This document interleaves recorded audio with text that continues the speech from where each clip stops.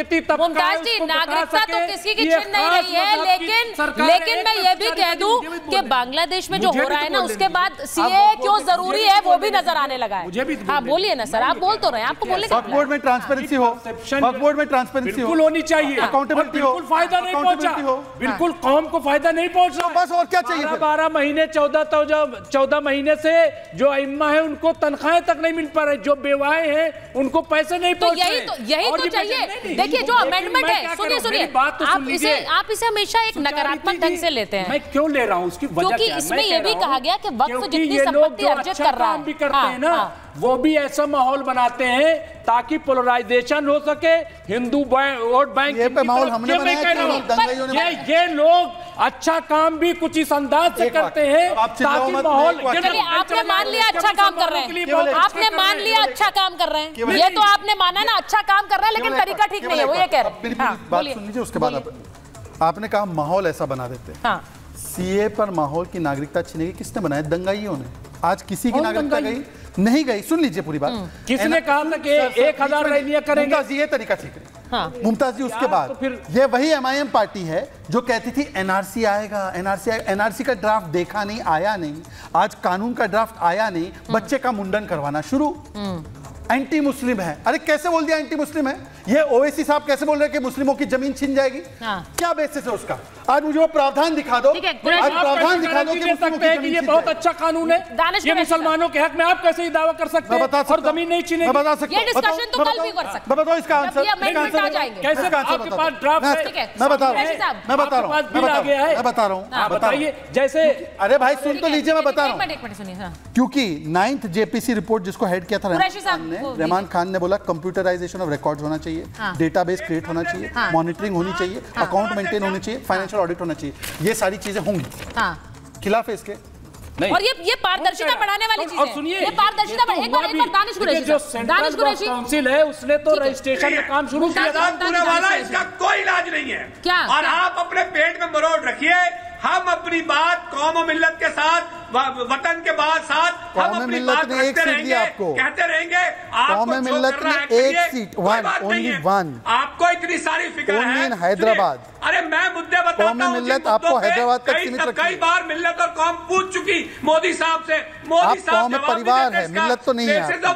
पे stand clear कर दीजिए। आप कह लीजिए कि कानून खत्म हो गया है तो नहीं जवाब देंगे उसका, पार्लियामेंट में इसका जवाब नहीं देंगे। दानिश जी, इसके बाद एजुकेशन, दानिश जी, ये फिर मिस इन्फॉर्मेशन है, ये फिर मिस इन्फॉर्मेशन है। मैंने शो के शुरुआत में भी कहा कि कानून अबॉलिश नहीं, कानून में अमेंडमेंट किया जा रहा है। अभी यहाँ पैनल पे भी शहजाद जी ने भी बताया, विष्णु जी ने भी बताया। विष्णु जी ने आपको क्लियरली बताया कि अमेंडमेंट्स क्या हैं जो इस कानून में है। आपकी सरकार की पॉलिसी खुल गई और आगे जो बैसाखी में बटी हुई सरकार है, आप लोकसभा के सांसदों को कॉपी भेजी गई है। मुमताज जी, लोकसभा के सांसदों को कॉपी भेजी गई है, आपको नहीं पता है ना? तो जानकारी भी मैं दे रही हूँ आपको कि कैसे पता है। मैं बता रहा हूँ, 2023 में 7 कंसल्टेशन इंक्लूडिंग पब्लिक कंसल्टेशन हुई, वक्फ बोर्ड के सीईओ, स्टेट वक्फ बोर्ड के साथ कंसल्टेशन हुई। क्यों नहीं गए आप लोग?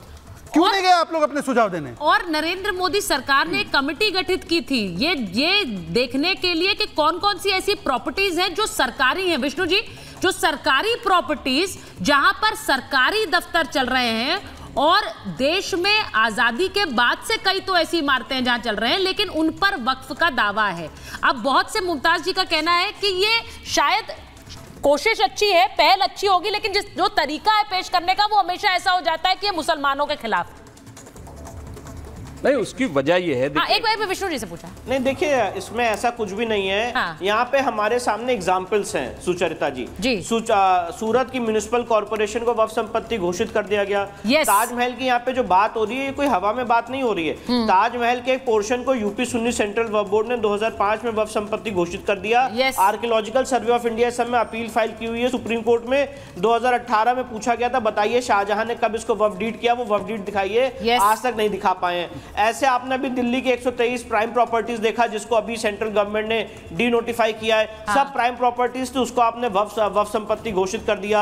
आप सरकारी जमीन की बात करें, इलाहाबाद हाई कोर्ट की एक जमीन के पोर्शन को मस्जिद बना के कह दिया गया कि वक्फ संपत्ति है। ऐसे आज कितनी ऐसी दरगाहें हैं जिनको बोला गया वक्फ संपत्ति है, जो इलीगल इंक्रोचमेंट का केस है। तो यहाँ पे उन जगहों की बात हो रही है सुचरिता जी। और उसके अलावा देखिए यहाँ पे आज शहजाद भाई ने बहुत बड़ी बात कही है आपके डिबेट में। इन्होंने प्लेसेस ऑफ वर्शिप एक्ट को वक्फ एक्ट से कंपेयर किया है। ये इस सारी बात का बहुत अच्छा जवाब है, क्योंकि प्लेसेस ऑफ वर्शिप एक्ट में यहाँ पे जितने बाकी 3 पैनलिस्ट बैठे हैं उनका क्या तर्क है कि आप कोर्ट नहीं जा सकते कृष्ण जन्मभूमि के लिए, ज्ञान व्यापी के लिए, बाकी और साइट्स को रिक्लेम करने के लिए। तो आपने एक समाज को रोक दिया कोर्ट जाने से, और दूसरी तरफ आपको उसी सरकार ने 4 साल में पावर दे दी कि किसी भी संपत्ति को वक्फ संपत्ति घोषित करें और उसके बाद आदमी वक्फ ट्राइब्यूनल, हाई कोर्ट और सुप्रीम कोर्ट लड़ता रहे।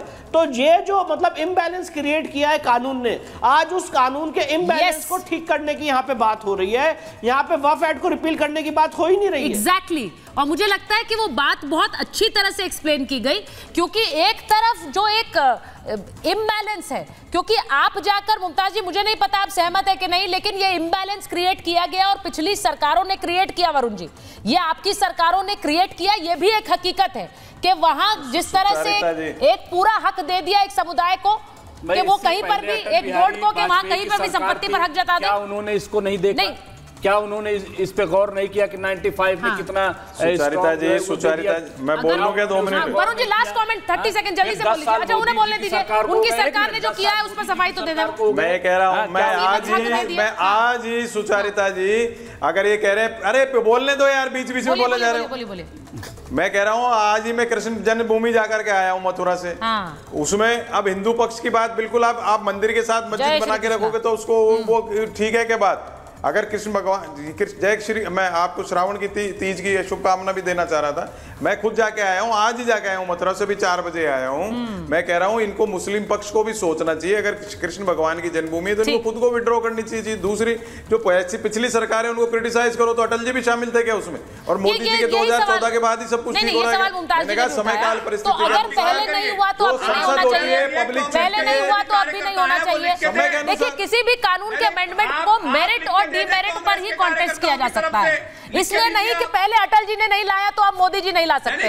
ये कोई तर्क नहीं हो सकता है। मेरिट एंड डीमेरिट्स ही तर्क हो सकते हैं। मेरे पास खड़ा किया जा रहा है, समय नहीं था। देखिए जब ये पेश हो जाएगा तो इसकी सारी डिटेल्स सामने आ जाएंगी। मुमताज जी उस दिन फिर बैठकर मेरिट और डीमेरिट पर चर्चा करेंगे, अभी फिलहाल इतना ही समय था। हाँ बोलिए जल्दी। यदि जब बिल आता है उस पर अगर आपको कोई कमी लगे तो हम आपका भी स्वागत करेंगे कि आप भी सुझाव। चलिए ये समन्वय की बात है, समन्वय की बात पर एंड करते हैं, समन्वय की बात है उस पर एंड करते हैं। समय इतना ही था महाभारत में। बहुत बहुत धन्यवाद, बहुत बहुत।